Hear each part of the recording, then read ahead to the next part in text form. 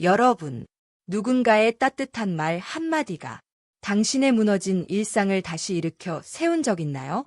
혼자인 줄만 알았던 삶에 불쑥 들어온 목소리 하나에 심장이 움직인 적 있나요? 이 이야기는 평범한 엄마, 평범한 장모였던 한 여자의 마음이 조용히 흔들리는 순간부터 시작됩니다. 남편이 세상을 떠난 지 4년. 나는 아직도 아침이면 무심코 2개의 컵을 꺼낸다. 하나는 내 것, 다른 하나는 그 사람의 자리. 그렇게 습관처럼 살았다. 딸 수지는 결혼했고 사위 민수는 착한 청년이었다. 말이 많진 않았지만 외에 바르고 성실해서 나는 그가 딸과 함께 사는 모습을 보며 안심했다. 하지만 그 아이가 들어온 집이 점점 낯설게 느껴지는 것도 사실이었다. 수지는 워낙 바쁜 아이였다. 디자인 회사를 다니며 야근과 출장에 시달렸고 민수 역시 신입사원으로 매일 늦게 퇴근했다. 그런 날이면 나는 늘 빈 식탁에 혼자 앉아 국을 덮였다. 어느 저녁 딸 부부가 또 늦는다는 문자를 보냈다. 나는 조용히 국을 퍼서 혼자 밥을 먹기 시작했다. 그때 문이 열리고 민수가 먼저 들어왔다. 어머님, 안 드셨어요? 나는 젓가락을 내려놓으며 말했다. 아냐, 이제 막 시작했어. 그는 가방을 놓고 부엌으로 들어왔다. 저도 아직 안 먹었어요. 같이 먹을게요. 그날 처음으로 우리는 둘이 마주 앉아 밥을 먹었다. 처음엔 어색했다. 무슨 말을 해야 할지도 몰랐고 그가 떠먹는 소리조차 크게 들리는 것 같았다. 하지만 그가 먼저 말을 꺼냈다. 어머님 된장국 진짜 맛있어요. 회사 근처 식당에서는 이런 맛 안 나요. 나는 웃었다. 그거야 뭐 오랜 세월 끓인 맛이지. 그가 고개를 끄덕이며 말했다. 그래서 그런가요?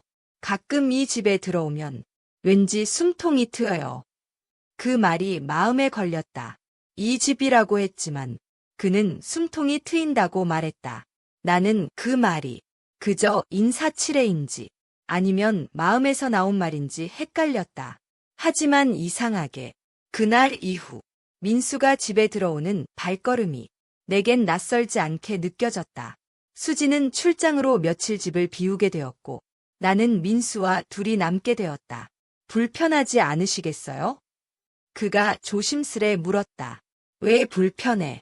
우린 가족인데. 나는 그렇게 말했지만 솔직히 나도 조금 긴장했다. 그러나 동시에 낯선 설렘이 마음 한켠에 피어나는 것을 부정할 수 없었다. 밤늦게 민수가 퇴근하자 나는 그를 위해 국을 데우고 따뜻한 밥 한 그릇을 내주었다. 그는 식탁에 앉으며 말했다. 어머님, 가끔 그런 생각을 해요. 요즘 제일 따뜻한 말은 회사에서도 친구들한테도 아니고 어머님한테 듣는 것 같다고. 나는 놀라 그를 바라봤다. 내가 따뜻한 말을 했었나? 그가 미소 지었다. 아무 말 안 해도 그냥 같이 있는 것만으로도 편안해지는 사람이 있잖아요. 저한테는 어머님이 그런 존재예요. 그 말은 마치 오래 잠들어 있던 감정을 건드리는 바람 같았다. 나는 말했다. 민수아, 너 요즘 힘들지? 그는 고개를 끄덕였다.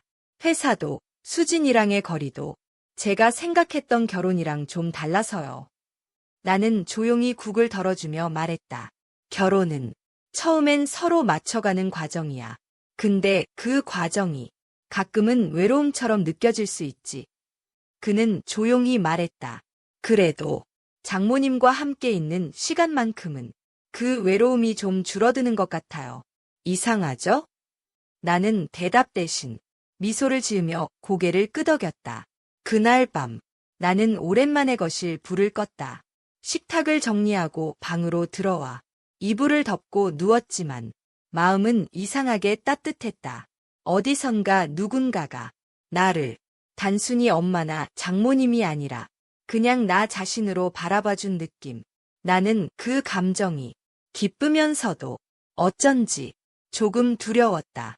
민수가 다시 퇴근에 들어왔을 때 수지는 출장 중이었다. 나는 부엌에서 조용히 생강차를 끓이고 있었다.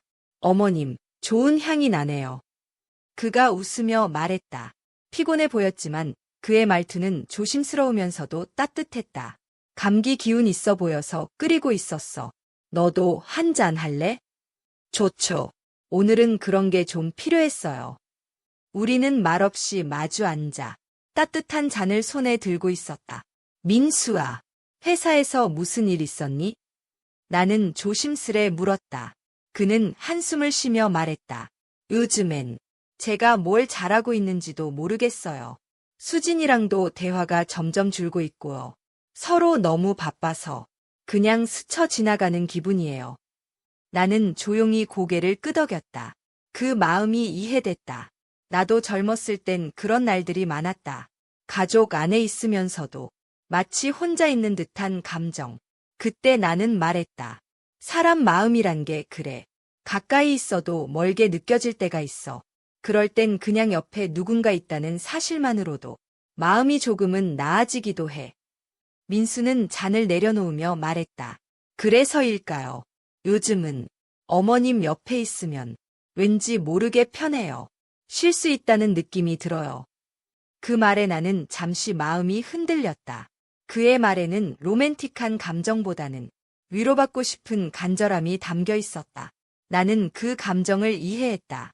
오랜 세월 누군가의 엄마, 아내, 장모로 살아오면서 나 또한 그런 쉼을 갈망했었다. 하지만 어느 순간 그의 시선 속에서 내가 나 자신으로 존재한다는 느낌을 받기 시작했다. 다음 날, 나는 책장 속 오래된 노트를 꺼냈다. 그 안에는 예전 꿈에 대해 적은 글이 있었다. 국문학을 다시 배우고 싶다는 메모, 소설 한 편 써보고 싶다는 희미한 바람들. 나는 그 종이를 꺼내어 민수에게 건넸다. 이런 거, 웃기지. 그는 놀란 눈으로 노트를 보다가 작은 미소를 지었다. 아니요, 전혀요. 오히려 너무 멋져요. 이 나이에 뭔가 새롭게 시작한다는 거. 저도 존경스러워요. 그 말은 단순한 칭찬이 아니었다. 그의 눈빛은 진심으로 내가 단순한 장모님이 아니라 무언가를 다시 시작하려는 사람으로 보였다는 증거였다. 그 순간 나는 깨달았다. 내가 흔들린 이유는 사랑이 아니라 내 안에 잊혀진 자아가 깨어나고 있었기 때문이라는 걸. 며칠 뒤 나는 지역 문화센터에 국문학 수업을 신청했다. 민수는 퇴근길에 수강 신청 도와주며 말했다. 장모님, 응원할게요. 진짜 시작하셨네요. 나는 고개를 끄덕이며 웃었다. 그래, 이제 나도 내 인생을 살아보려 해. 민수는 차를 몰며 조용히 말했다. 요즘 이상해요. 이 집에 오면 사는 것 같다는 느낌이 들어요. 그 말에 나는 숨을 멈췄다. 사는 것 같다? 그는 살짝 웃었다. 회사도 집도 모두 의무감으로 돌아가는 기분인데 여긴 사람 사는 냄새가 나요. 나는 말없이 창밖을 바라봤다. 늦가을의 나무들이 바람에 흔들리고 있었다. 언젠가부터 내 마음도 그 나뭇가지처럼 다시 흔들리기 시작했다. 사랑이라는 이름이 아니더라도 이 감정은 내 삶을 살게 했다. 마치 오래된 집 안에 따뜻한 불빛 하나가 켜진 것처럼. 그날 이후 민수는 회사에서 돌아올 때마다 내 방 불이 켜져 있는 걸 확인하듯 힐끗 보고 지나가곤 했다. 나는 아무렇지 않은 척 책을 읽거나 다음 수업 자료를 정리하는 척했지만 그 시선 하나에 나도 모르게 작은 떨림이 생겼다. 하지만 그 감정이 특별한 방향으로 향하진 않았다. 오히려 그의 존재 덕분에 나는 더 깊이 나 자신을 돌아보기 시작했다. 어머님, 발표 준비는 잘 되세요? 민수가 조심스럽게 물었다. 나는 웃으며 고개를 끄덕였다. 예전에는 누가 나한테 발표라는 말을 할 줄도 몰랐는데 이 나이에 그런 말 들으니까 좀 신기해. 민수는 장난스럽게 말했다. 이번에도 제가 슬라이드 정리 도와드릴게요. 지난번엔 사진 비율이 좀 안 맞았잖아요. 에이, 그걸 또 기억하니? 전 다 기억해요. 어머님은 정말 진지하게 준비하시잖아요. 준비는 쉽지 않았다. 국문학 수업에서 나는 어린 시절 가장 인상 깊었던 책을 주제로 발표해야 했다. 오랜 세월 동안 잊고 살았던 이야기들. 나는 조심스럽게 옛 일기를 뒤적였고 어린 시절 친구와 함께 읽었던 시집 하나를 찾아냈다. 민수는 내 손에 들린 낡은 책을 보며 말했다. 이런 거 진짜 오래됐네요. 손때가 가득해요. 나는 살짝 웃으며 말했다. 이 책 안에는 어린 나의 꿈이 숨어 있었거든. 아무도 몰랐지만 나는 그 시절부터 글 쓰는 사람이 되고 싶었어. 민수는 진심 어린 눈빛으로 나를 바라봤다. 그럼 지금부터 시작해요. 어머님, 지금도 늦지 않았잖아요. 그 말은 단순한 위로가 아니었다. 그 순간 나는 누군가가 나를 여전히 가능성 있는 사람으로 본다는 걸 느꼈다.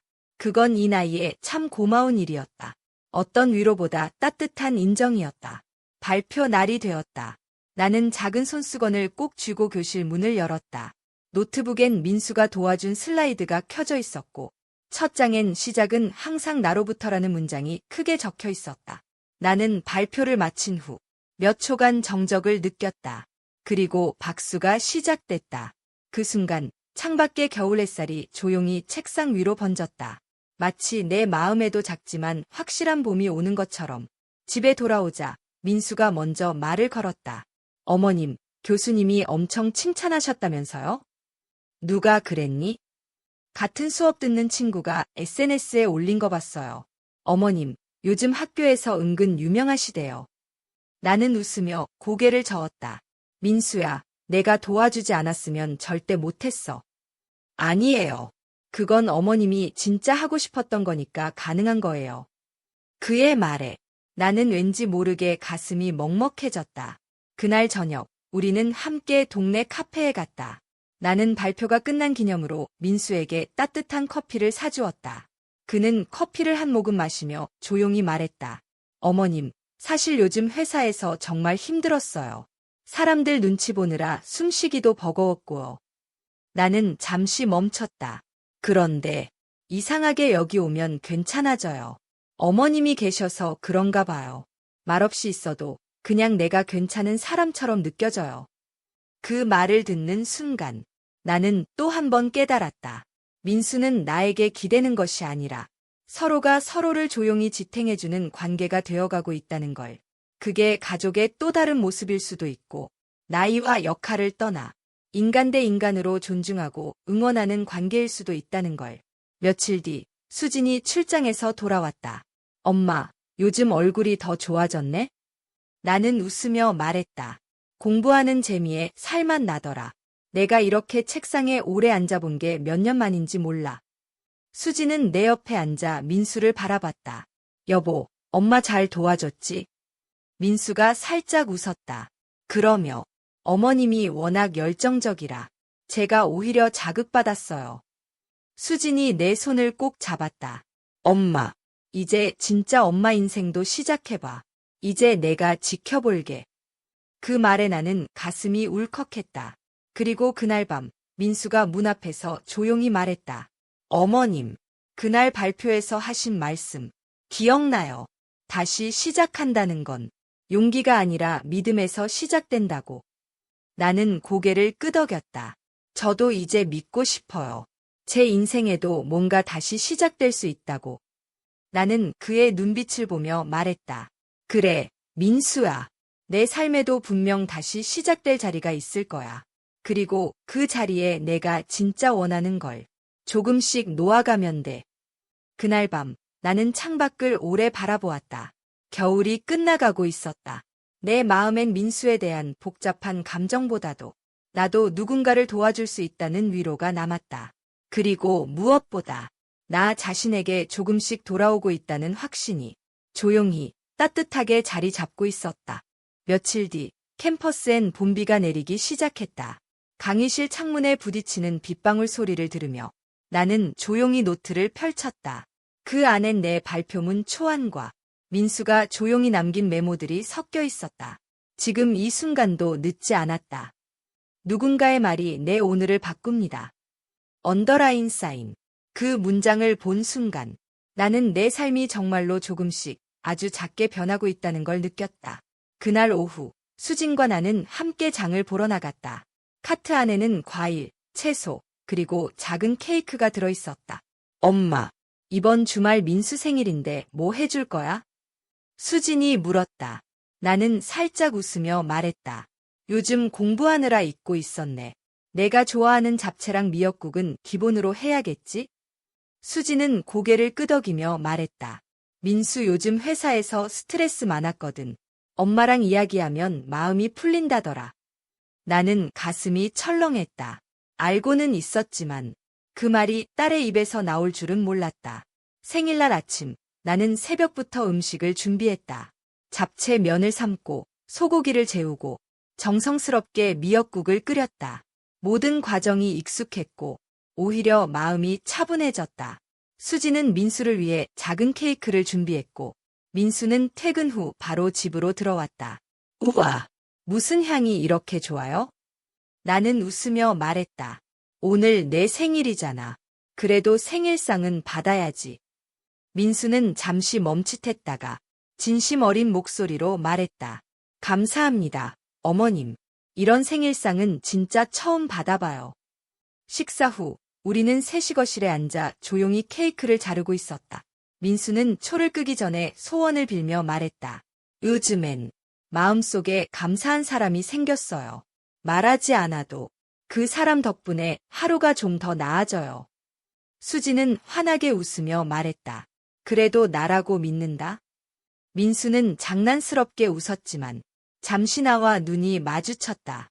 그 눈빛에는 더 이상 복잡한 감정이 아닌 깊은 존중과 따뜻함이 담겨 있었다. 그 순간 나는 확신했다. 이제 우리의 관계는 분명해졌고 그 안에는 건강한 거리감과 서로에 대한 따뜻한 신뢰만이 남아있다는 걸. 그날 밤 수진이 잠든 후 민수는 조용히 내게 말했다. 어머님, 제가 혼란스러웠던 시간 동안 어머님은 항상 그 자리에 계셨죠. 단 한 번도 저를 흔들지 않으셨어요. 나는 고개를 끄덕이며 말했다. 그건 너도 마찬가지야. 너도 내 곁에 있어 줬잖아. 그 덕분에 나도 내 인생을 다시 들여다볼 수 있었고. 민수는 조용히 말했다. 사실 처음엔 그 감정이 뭐였는지 잘 몰랐어요. 어머님께 끌리는 마음이 그저 의지인지 외로움인지 감사함인지. 나는 그의 말을 끊으며 말했다. 그 모든 건 사람 사이에서 일어날 수 있는 정말 자연스러운 감정이야. 중요한 건 우리가 그걸 어떻게 품고 가느냐지. 그는 나를 바라보며 조용히 말했다. 그래서 지금은 확신해요. 어머님은 제 삶에 존경하는 어른이자 지금의 제가 있는 이유 중 하나예요. 그 말에 나는 가슴 한가운데서 무언가가 풀리는 기분을 느꼈다. 그건 사랑이 아니었다. 그보다 더 오래가는 감정, 깊은 신뢰와 유대. 그날 이후 나는 민수를 바라보는 시선이 달라졌다. 예전엔 그를 사위로만 보았다면 이젠 그가 한 사람의 성숙한 인간으로 어떤 외로움과 기대, 고민 속에서 살아가고 있는지 이해할 수 있게 되었다. 그리고 나 역시 그를 통해 자신의 존재를 잊지 말아야 한다는 것을 배웠다. 며칠 뒤 나는 문화센터 수업에서 나를 바꾼 사람이라는 주제로 글을 썼다. 거기엔 이런 문장이 있었다. 우리는 예상치 못한 사람을 통해 가장 큰 위로를 얻기도 하고 또 그들을 통해 자신을 새롭게 만나기도 한다. 그는 내 인생의 또 다른 거울이었다. 내가 잊고 지낸 나 자신을 다시 비춰준 사람. 마지막 수업이 끝나는 날, 민수가 조용히 책 한 권을 건넸다. 이거 어머님한테 꼭 드리고 싶었어요. 국문학을 전공하는 분이라면 이 책에서 위로를 받을 수 있을 것 같아서요. 나는 책 표지를 보며 말했다. 내 마음의 주인 되기. 좋은 제목이네. 그는 웃으며 말했다. 이제 어머님은 누구의 아내, 누구의 엄마가 아니라 그냥 자기 자신으로 살아도 되는 분이에요. 나는 그 말을 마음에 새기며 한참 동안 그 자리에 서 있었다. 이제는 괜찮았다. 누군가의 이름으로 불리는 대신 내 이름으로 다시 살아가는 인생. 그 안엔 민수와의 따뜻한 동행도, 딸과의 깊어진 관계도, 그리고 무엇보다 나 자신에 대한 사랑과 존중이 자리 잡고 있었다.